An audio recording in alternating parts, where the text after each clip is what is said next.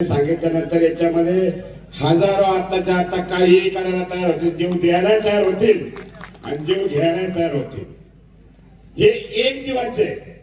छत्रपतींनी ज्यावेळेला स्वराज्याची शपथ घेतली रायरेश्वरच्या मंदिरामध्ये, एक ठराविक मावळे होते, ठराविक, परंतु विश्वास होता की आम्ही स्वराज्य तयार करू.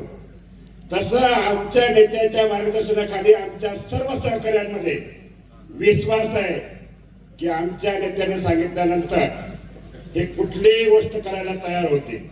आणि त्यामुळे लढाई किती मोठी आहे का छोटी झाली, एवढी मोठी लोकसभा जिंकली, पारनेर काय घेऊन बसले आपण.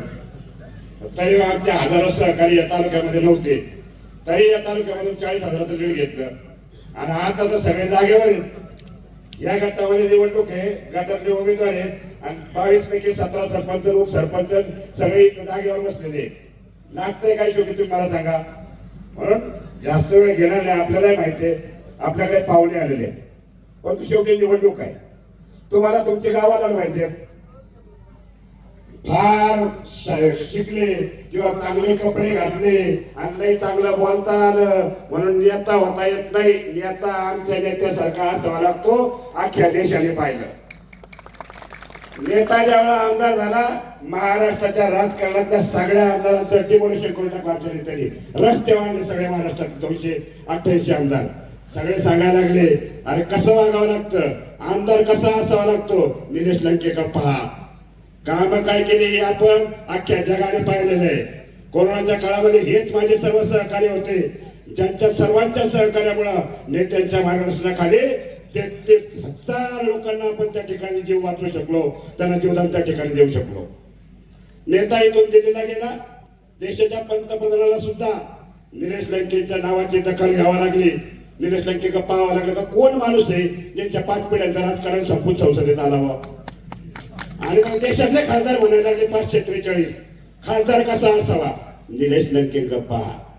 आणि म्हणून फार बोलता आलं, फार चांगलं शिकलो, काही लागत नाही. नेता म्हणजे काय, जो सर्वांना बरोबर नेतो, सर्वांना बरोबर घेऊन जातो, तो नेता होतो. आणि आमचे निलेश लंके ते नेते आहेत. निलेश लंके नुसते आपले नेते राहिले नाही.